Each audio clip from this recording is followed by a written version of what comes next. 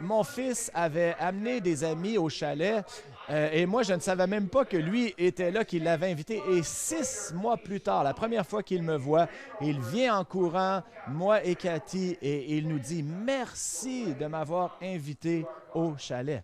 Et laissez-moi vous dire, là, ça a fait quelque chose en moi. J'ai dit, j'aime vraiment ce jeune homme. C'est comme mon préféré. Et là, ma fille approche et elle vient me voir et j'ai dit, je veux que tu maries ce jeune homme.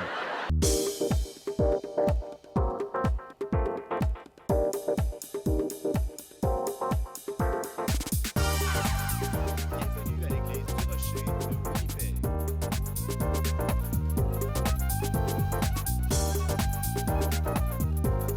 Demeurez avec nous pour un autre message qui provoquera votre pensée du pasteur Mark Hughes.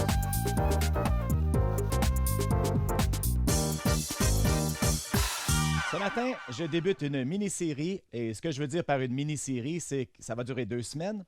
Et le titre, c'est 21 mots vers un meilleur moi. Je pense qu'on veut tous être un meilleur moi, une meilleure personne. Mais qu'est-ce que ça veut dire d'être une meilleure personne? Est-ce que ça veut dire d'être plus beau? Est-ce que ça veut dire d'être plus intelligent ou d'avoir plus de succès ou d'être plus riche? On a de la difficulté à définir qu'est-ce qu'être meilleur. C'est comme ce type, il proposait à sa copine en mariage, il s'agenouille et il dit « Je veux vraiment te marier ». Et il dit « Je sais que je ne suis pas aussi beau que Billy Johnson et je sais aussi que je ne suis pas aussi intelligent que Billy Johnson. Je sais que je n'ai pas autant de succès que Billy Johnson et je sais que je ne suis pas aussi riche que Billy Johnson. Mais je vais toujours t'aimer. Qu'est-ce que je pourrais te dire de plus? » Elle le regarde et dit « Tu pourrais me parler un peu plus de Billy Johnson? » Mais lorsqu'on regarde qu'est-ce que c'est d'être un meilleur moi, eh bien, on va amener ça peut-être un peu à l'envers. Qu'est-ce que c'est d'être un meilleur moi?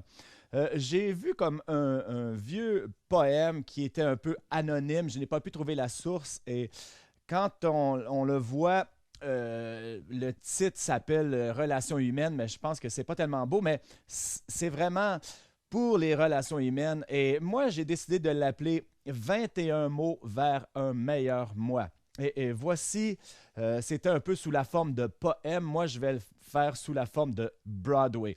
Les 6 mots les plus importants dans la langue sont j'admets que j'ai fait une erreur. Les 5 mots les plus importants sont tu as très bien travaillé.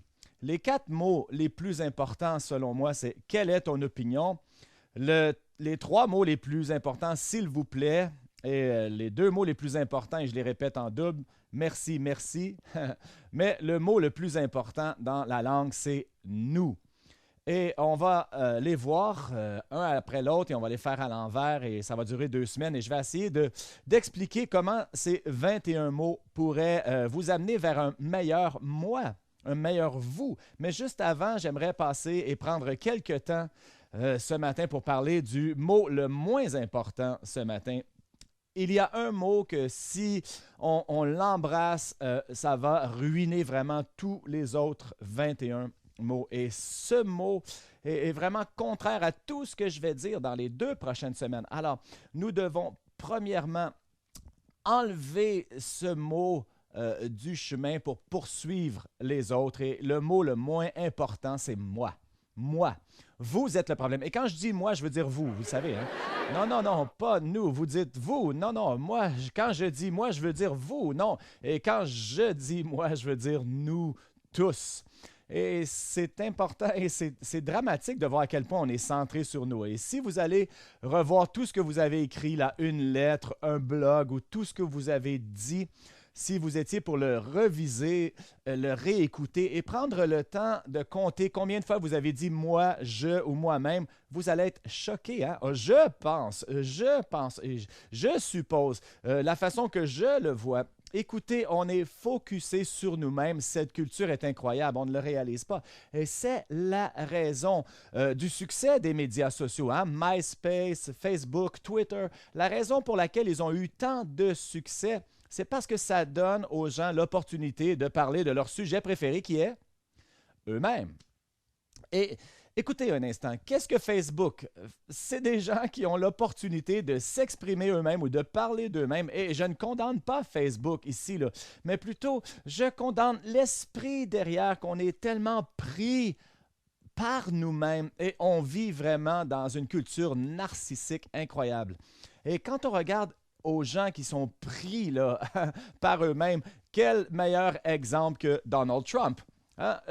Le Donald, le Donald est tellement obsédé par lui-même. Hein? Et il se parade là, à la télé comme un coq dans une basse-cour. Quack, quack, quack, quack. Et voici. Et il se promène à la télé. Toute opportunité qu'il a d'être à la télé, il est là et il donne toujours son opinion. Et je vais bâtir le plus beau, le plus luxueux condominium de toute la ville de New York parce que moi, j'ai les plus beaux et les plus luxueux cheveux du monde. Mais Donald Trump se voit comme cet être humain extraordinaire. Mais nous, comment nous le voyons? Je vais vous dire comment on le voit. On le voit comme ça. Regardez l'écran. Ou comme ça. Ou comme ça. Ou mon préféré comme ça. Je le sais, je suis méchant, n'est-ce pas? Oui, je le suis et j'aime ça. Non, mais laissez-moi vous dire. L'orgueil, c'est la seule maladie qui rend tous les autres malades sauf la personne qui l'a, n'est-ce pas? Eh bien, ce matin, je veux passer un peu de temps de parler de l'histoire de Nabuchodonosor parce que c'est tout un exemple. On n'aura pas toute la fin de l'histoire avant la semaine prochaine, alors je vous le dis d'avance, ne manquez pas la semaine prochaine, mais Nabuchodonosor régnait sur ce qui était une des plus grands empires. Il y avait eu l'Égypte avant, mais Babylone, l'empire babylonien était énorme. C'était pas juste un pays, ça couvrait toute la région. Il régnait sur les nations et le roi de Babylone était Nabuchodonosor et on parle d'environ 600 avant Jésus-Christ. Il a régné pendant environ 50 ans et il a bâti cette grande ville, Babylone. Et si vous connaissez l'histoire, il y avait une des 7 merveilles du monde et était les jardins suspendus de Babylone. Ces jardins étaient suspendus tout autour du palais et des murs de la ville. Et c'était tellement extravagant. Évidemment, on n'a pas ni de photos ni d'images, mais nous savons de l'histoire que ça prenait 37 000 litres d'eau chaque jour pour arroser ces jardins. Et il y avait un système de pompage incroyable pour arroser ces merveilleux jardins. Les murs de la ville de Babylone étaient tellement larges qu'il pouvait avoir des courses de chariots autour des murs de la ville. Et moi, j'ai entendu dire que le premier film Rapide et dangereux a été filmé à Babylone. Hein? Je pense que c'est ça. On est rendu quoi? Rapide et dangereux 2007, là? Écoutez, nous avons ce grand roi, ben, du moins, il pensait qu'il était grand. Et on va aller dans la parole de Dieu. Il est au sommet. Il a bâti cette ville. Il règne sur le monde connu. Et regardez ce qui sort de sa bouche. Tournez avec moi dans le livre de Daniel, le chapitre 4. Et on va lire à partir du verset 28. Toutes ces choses se sont accomplies sur le roi Nabuchodonosor au bout de 12 mois, comme il se promenait sur le palais, dans le palais royal. Le roi prit la parole et dit, « N'est-ce pas ici Babylone la grande que j'ai bâtie? » Écoutez ça là, comme résidence royale, par la puissance de ma force et pour la gloire de ma magnificence. Combien pensez-vous là, que cette histoire va pas vraiment bien finir? Probablement qu'ils viennent de dire quelque chose de trop, n'est-ce pas? Verset 31. La parole était encore dans sa bouche, dans la bouche du roi, qu'une voix descendit du ciel et dit, « Apprends, roi Nabuchodonosor, qu'on va t'enlever le royaume. On te chassera du milieu des hommes et tu auras ta demeure avec les bêtes des champs et on te donnera comme au bœuf de l'herbe à manger et 7 temps passeront sur toi jusqu'à ce que tu saches que le Très-Haut domine sur le règne des hommes et qu'il le donne à qui il lui plaît. » Au même instant, la parole s'accomplit sur Nabuchodonosor, et il fut chassé du milieu des hommes, et il mangea de l'herbe comme les bœufs, son corps fut trempé de la rosée du ciel, jusqu'à ce que ses cheveux croissent comme les plumes des aigles, et ses ongles comme ceux des oiseaux. Quelle histoire folle! Cet homme était le roi de Babylone.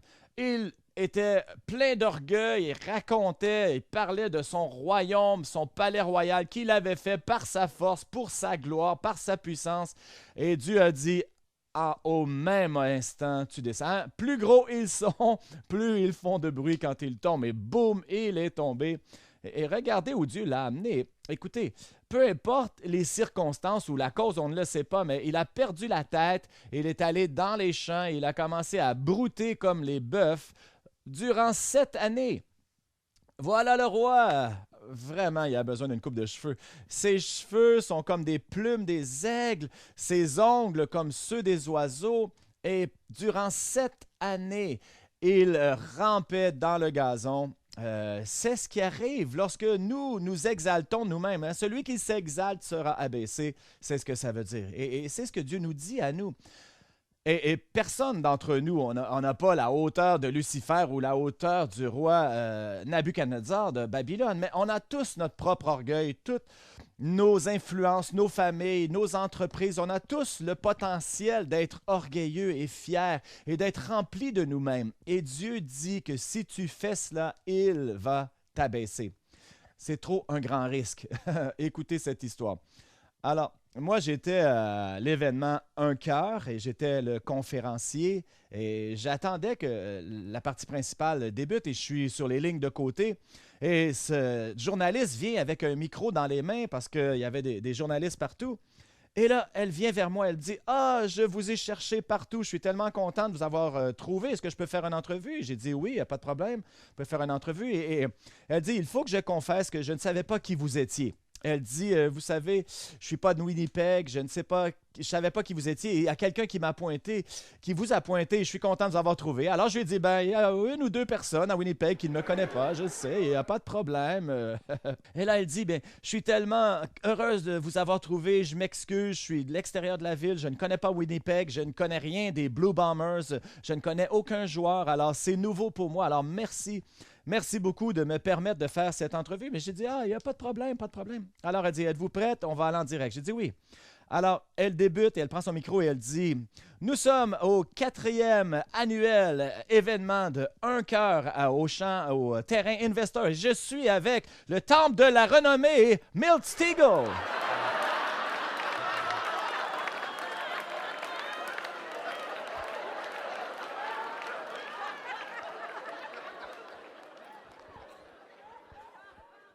Eh bien, j'aurais dû continuer avec ça. J'aurais dû faire à semblant, mais je ne pouvais pas. Et là, je suis parti à rire. J'ai dit, tu penses que je suis Milt Stegall? Et elle dit, tu n'es pas. Écoutez, j'ai un chandail des Blue Bombers. L'équipe m'a donné un chandail, un gilet des Blue Bombers. Et Milt Stegall, il est en habit. Alors, on me donne un gilet. Et là, tu crois que je suis Milt Stegall? Elle dit, vous ne l'êtes pas? J'ai dit, écoutez, laissez-moi vous donner un petit secret. On a beaucoup de choses semblables, mais la plus grande différence, c'est qu'il est noir, je suis blanc. C'est une des plus grandes façons qu'on peut nous séparer. Et elle dit, je suis tellement désolé, je suis tellement gêné, je cherchais Milt Stegall et ils vous ont pointé, je pensais que c'était vous. Et là, elle dit, je suis vraiment désolé, je ne connais rien des Blue Bombers de Winnipeg. Elle dit, mais est-ce que ça vous dérange que je fasse une entrevue avec vous de toute façon? J'ai dit, oui, il n'y a pas de problème. Et là, elle me dit, alors quel joueur êtes-vous?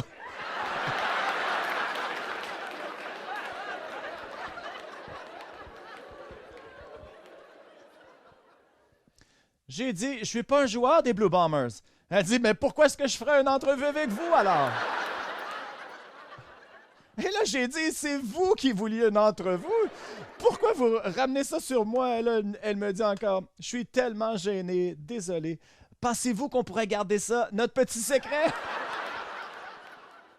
J'ai dit, non, aucune chance que ça l'arrive.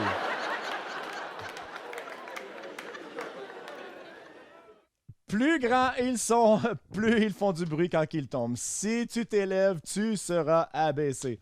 Alors, la première chose, avant de rentrer dans le reste, c'est qu'il faut absolument s'enlever du chemin. Vous êtes votre propre problème. Vous êtes l'embûche. Alors, pour le reste du temps, on va regarder les 21 mots vers un meilleur moi-même, mais on va regarder à la renverse, c'est le mot le plus important de la langue française. Ce n'est pas moi, mais nous. Le nous est important. Et quand on regarde la parole de Dieu, on est étonné de voir à quel point ça nous parle au pluriel. Ça parle de nous et d'eux. Ça ne parle pas de moi. Même au tout début, même Dieu lui-même, lorsque Dieu a créé l'homme, souvenez-vous des paroles qu'il a utilisées dans Genèse 1. Il a dit, créons l'homme à notre image, à notre ressemblance. Dieu lui-même parle au pluriel. Dieu lui-même parle de nous.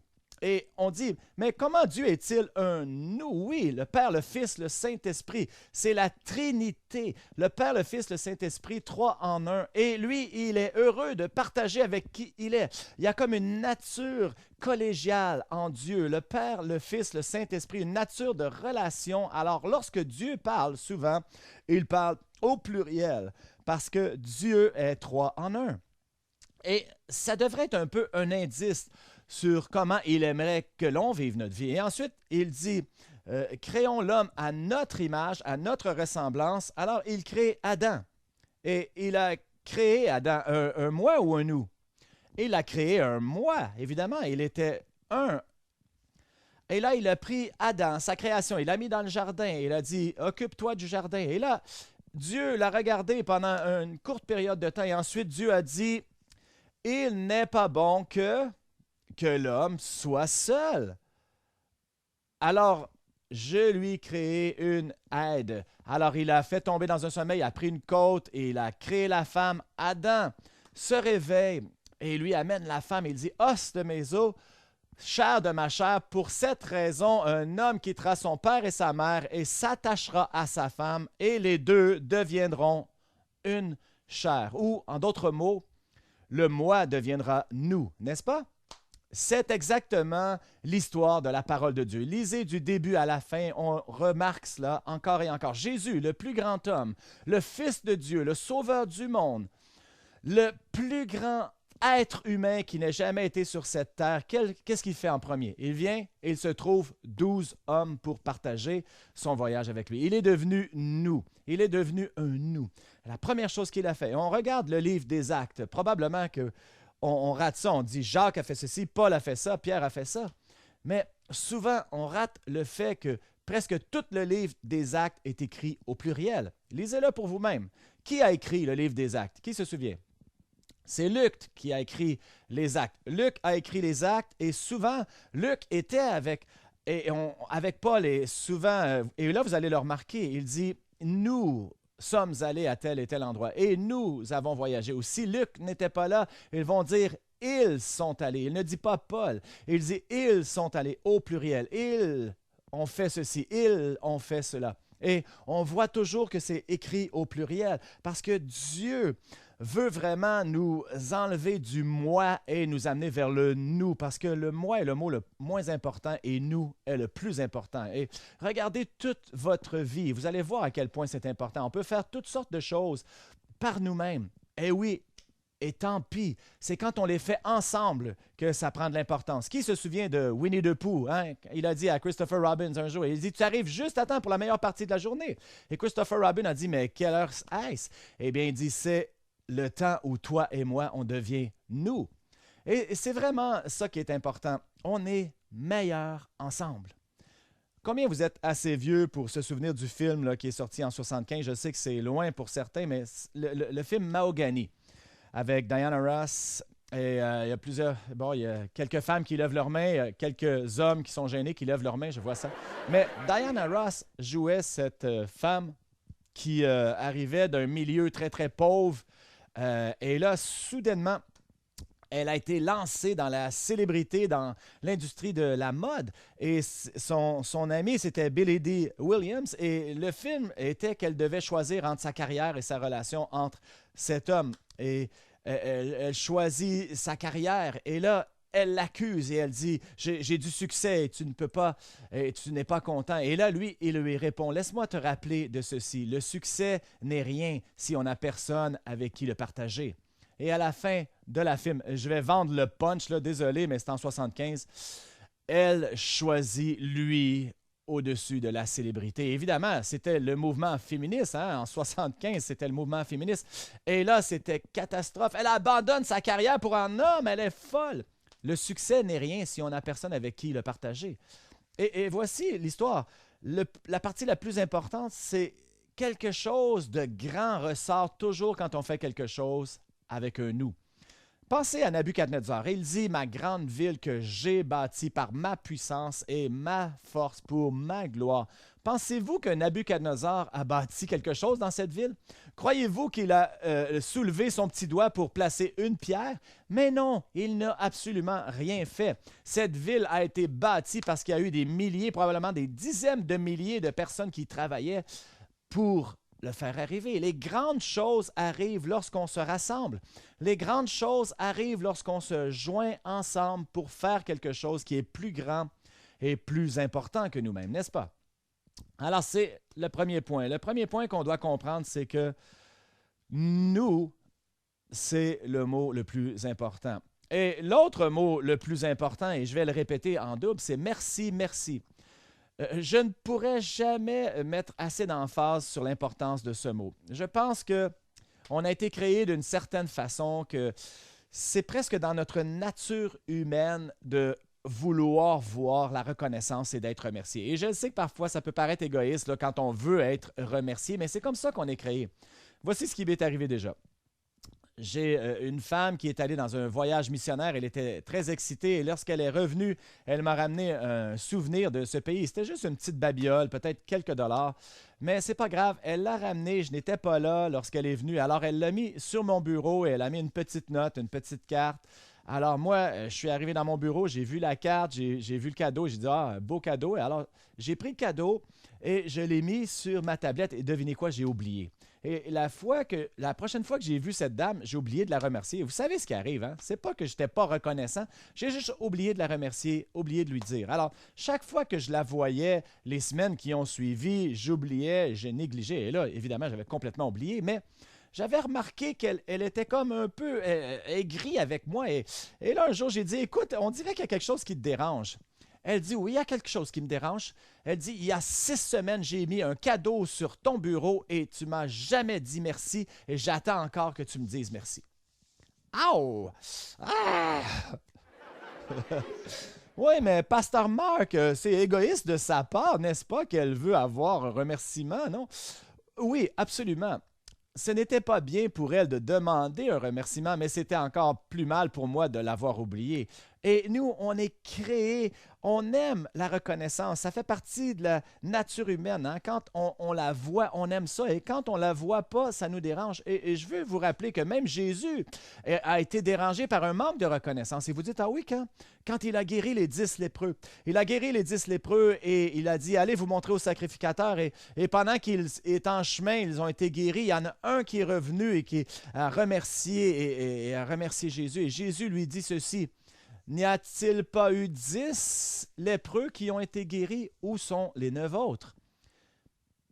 Écoutez, là, c'est des paroles frappantes. Jésus lui-même s'est demandé où étaient les autres 9. Pourquoi seulement un qui était reconnaissant? Même Jésus s'attendait. Et évidemment, il n'a pas été offensé par cela, mais il voulait voir la reconnaissance. Et c'est le message pour nous à quel point c'est important.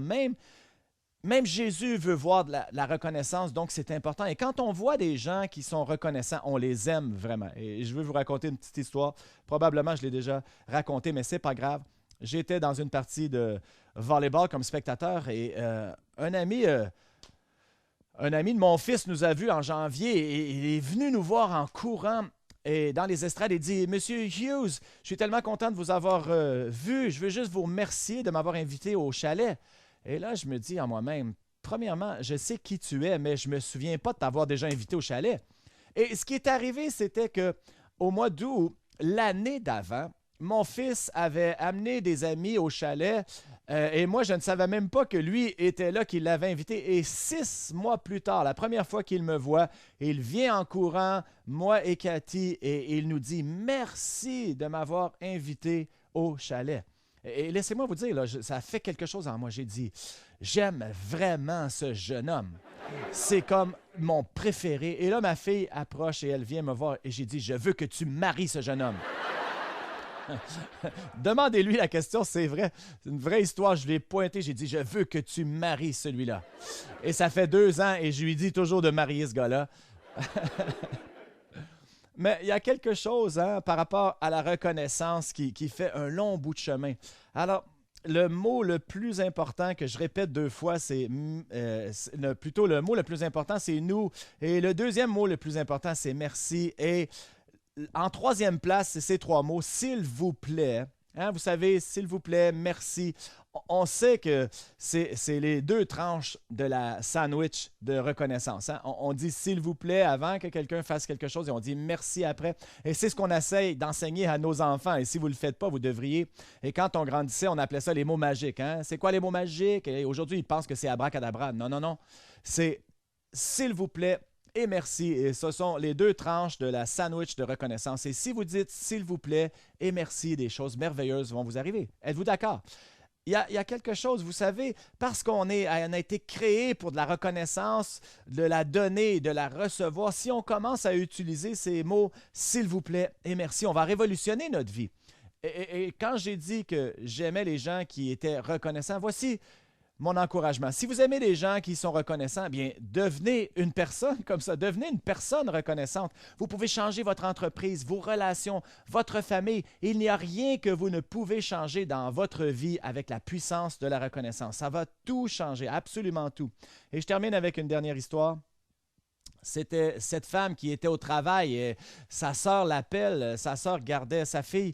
Et sa fille était devenue malade, elle toussait, toussait, toussait, elle n'arrêtait pas de tousser. Alors elle dit, bien, je vais aller à la maison, je vais laisser le travail et je vais aller à la pharmacie et prendre des médicaments. Donc, elle est pressée, elle est un peu en panique parce que sa fille est malade. Elle va à la pharmacie, elle va chercher les médicaments et en arrivant à sa voiture, elle réalise qu'elle a laissé les clés dans la voiture. Alors, elle est encore plus en panique. Elle dit, je dois aller à la maison. Donc, elle prie et elle regarde au ciel, elle dit, Seigneur, Seigneur, aide-moi. S'il te plaît, aide-moi, je ne sais pas quoi faire. Donc, ensuite, elle a une idée, appelle ta sœur. Donc, elle appelle sa sœur, elle dit, écoute, je suis dans le stationnement, mes clés sont dans la voiture est barrée, je ne sais pas quoi faire. Et sa sœur lui dit, bien, c'est bien simple.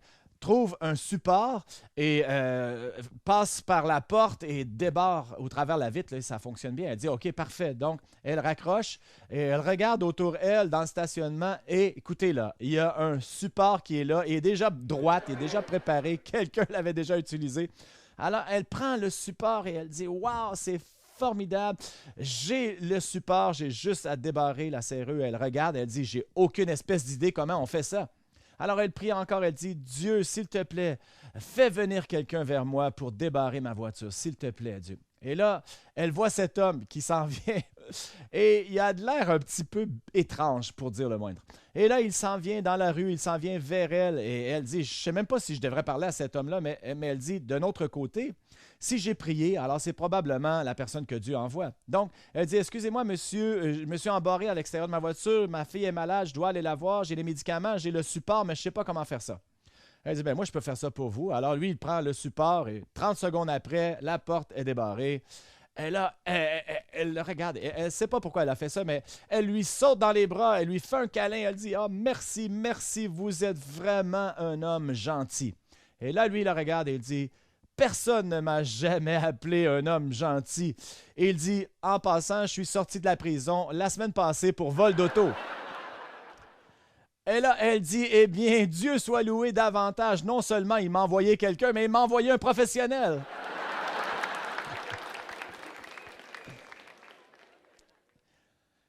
Il y a 21 mots vers un meilleur moi et on a vu les premiers. Hein? Le mot le plus important, c'est le nous. Deuxième plus important, c'est merci. Et troisième en importance est s'il vous plaît. Et si vous voulez savoir ce qui est arrivé au roi Nabuchodonosor et le reste de ces mots, vous allez devoir revenir la semaine prochaine. Levons-nous ensemble.